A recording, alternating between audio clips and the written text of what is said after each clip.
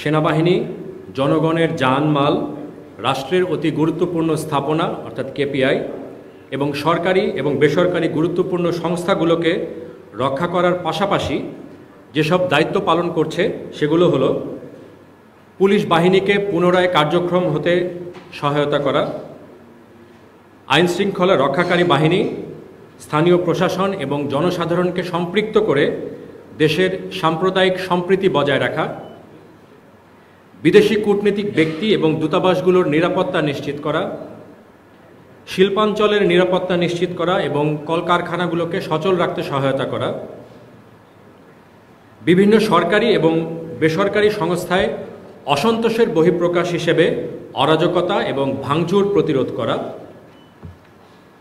জনগণের ভোগান্তি এড়াতে এবং দেশের অর্থনীতিকে সচল রাখতে মূল সড়কগুলোকে বাধামুক্ত রাখা, দেশের বিভিন্ন স্থান থেকে বেহাত এবং লুট হওয়া অস্ত্রসহ সকল ধরনের অবৈধ অস্ত্র এবং গোলাবারুদ উদ্ধার করা এবং সার্বিকভাবে দেশের অন্তর্বর্তীকালীন সরকার যাতে তাদের দায়িত্ব সঠিকভাবে পালন করতে পারে সেজন্য একটি সুষ্ঠু পরিবেশ বজায় রাখা।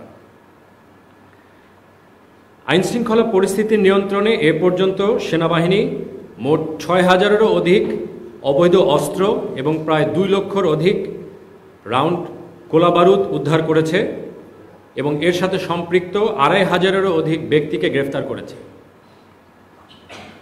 দেশের বিভিন্ন শিল্পাঞ্চলে ৬০০-রও অধিক অস্থিতিশীল পরিস্থিতি নিয়ন্ত্রণে সেনাবাহিনী সক্রিয় ভূমিকা রেখেছে এবং কারখানাগুলোকে চালু রাখার জন্য সংশ্লিষ্ট মন্ত্রণালয়, বিজিএমইএ সহ সংশ্লিষ্ট সকলের সমন্বয়ে বিভিন্ন পদক্ষেপ গ্রহণ করেছে, যার ফলে দেশের ২,০৮৯টি গার্মেন্টস কারখানার প্রায় সবগুলোই এই মুহূর্তে চালু রয়েছে। এর পাশাপাশি ৭০০-রও অধিক বিভিন্ন ধরনের বিশৃঙ্খল পরিস্থিতি নিয়ন্ত্রণ করেছে, যার মধ্যে শিক্ষা প্রতিষ্ঠান সংক্রান্ত ঘটনা ছিল ১৪১টি, সরকারি সংস্থা বা অফিস সংক্রান্ত ঘটনা ছিল ৮৬টি, রাজনৈতিক কোন্দল ৯৮টি এবং অন্যান্য আরও বিভিন্ন ধরনের ঘটনা ছিল ৩৮৮টি। অধিকাংশ ক্ষেত্রে সময়মতো কার্যকরী ব্যবস্থা গ্রহণের কারণেই অনেক অপ্রীতিকর পরিস্থিতি এবং বহু মানুষের যান ও মালের ক্ষতি প্রতিরোধ করা সম্ভব হয়েছে। বিদেশি কূটনীতিক ব্যক্তিবর্গ এবং দূতাবাসগুলোর নিরাপত্তা নিশ্চিত করার জন্য কূটনৈতিক এলাকায় সেনাবাহিনী স্থায়ী ক্যাম্প স্থাপন করেছে এবং সার্বক্ষণিক সেনা টহলের মাধ্যমে এই এলাকার নিরাপত্তা নিশ্চিত করা হচ্ছে। এছাড়া সেনাবাহিনী অবৈধ মাদকদ্রব্য উদ্ধার এবং মাদক ব্যবসায়ীদের গ্রেফতার করা, বিভিন্ন অপরাধী এবং নাশকতামূলক কাজের ইন্ধনদাতা ও পরিকল্পনাকারীদের গ্রেফতার করার কাজেও সম্পৃক্ত রয়েছে। যৌথ অভিযানে এ পর্যন্ত ৭০০ জনেরও অধিক মাদক ব্যবসায়ী অথবা মাদকের সাথে সংশ্লিষ্ট ব্যক্তিকে গ্রেফতার করা হয়েছে এবং বিপুল পরিমাণে ইয়াবা, ফেন্সিডিল, মদ, গাঁজাসহ অন্যান্য অবৈধ মাদকদ্রব্য উদ্ধার করা হয়েছে। এর মাঝে গত আগস্ট সেপ্টেম্বর মাসে আপনারা সবাই জানেন দেশের পূর্বাঞ্চল এবং দক্ষিণ পূর্বাঞ্চল ভয়াবহ আকস্মিক বন্যায় আক্রান্ত হয়। এ সময় সেনাবাহিনীর সদস্যরা স্থানীয় প্রশাসনের অনুরোধে প্রত্যন্ত এলাকা সহ সকল দুর্গত এলাকায় স্থানীয় প্রশাসন এবং স্বেচ্ছাসেবকদের সাথে সম্মিলিতভাবে বিপদগ্রস্ত মানুষদের উদ্ধার, ত্রাণ বিতরণ এবং জরুরি চিকিৎসা সেবা প্রদান করে। এছাড়া দুর্গত এলাকায় মোবাইল সংযোগ পুনঃস্থাপনের সহায়তা করা, মহাসড়কের ট্রাফিক চলমান রাখা, ক্ষতিগ্রস্ত বাঁধ এবং সড়ক সংস্কার এবং বন্যা পরবর্তী পুনর্বাসনেও সেনাবাহিনী সক্রিয় ভূমিকা রাখে, যা এখনও চলমান রয়েছে। এ সময় বন্যা দুর্গতদের সাহায্যে দেশের আপামর জনসাধারণের অংশগ্রহণ এবং সহমর্মিতা ছিল সত্যিই দৃষ্টান্তমূলক।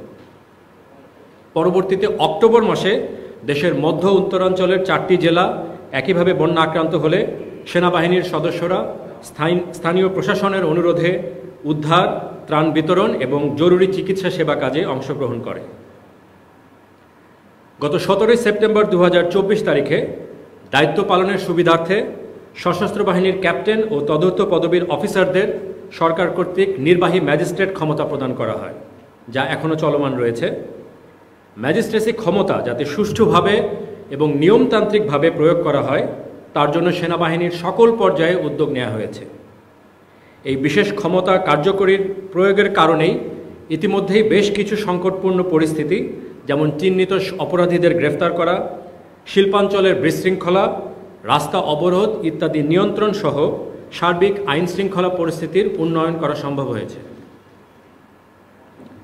এসব দায়িত্ব পালনের পাশাপাশি সেনাবাহিনী অন্যান্য আইন শৃঙ্খলা রক্ষাকারী বাহিনীর সহায়তায় বাংলাদেশ দক্ষিণ আফ্রিকা টেস্ট সিরিজ চলাকালীন উভয় দলের খেলোয়াড় এবং অফিসিয়ালদের এবং ভেন্যুর সার্বক্ষণিক নিরাপত্তাও নিশ্চিত করে।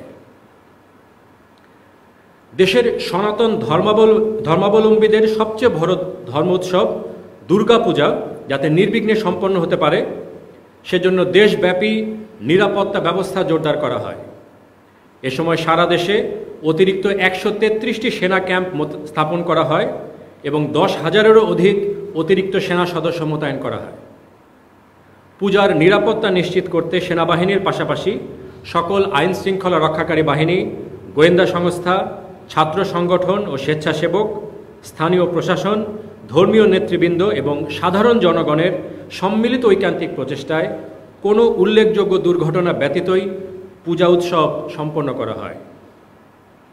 একইভাবে বৌদ্ধদের দেশব্যাপী প্রবারণা পূর্ণিমা এবং কঠিন চিবরদান উৎসব, যা এখনও চলমান রয়েছে, তা যেন নিরাপদে পালিত হতে পারে সেজন্য সেনাবাহিনী, অন্যান্য আইন শৃঙ্খলা রক্ষাকারী বাহিনী এবং সংশ্লিষ্ট বৌদ্ধ সংগঠন ও ধর্মীয় নেতৃবৃন্দের সাথে সম্পৃক্ত হয়ে দায়িত্ব পালন করছে। এর পাশাপাশি পার্বত্য চট্টগ্রামে শান্তি শৃঙ্খলা বজায় রাখতে ও সাম্প্রদায়িক সংঘাত এড়াতে এবং কক্সবাজার জেলার FDMN ক্যাম্প এলাকায় সার্বিক নিরাপত্তা বজায় রাখতেও সেনাবাহিনী নিরলসভাবে কাজ করে যাচ্ছে।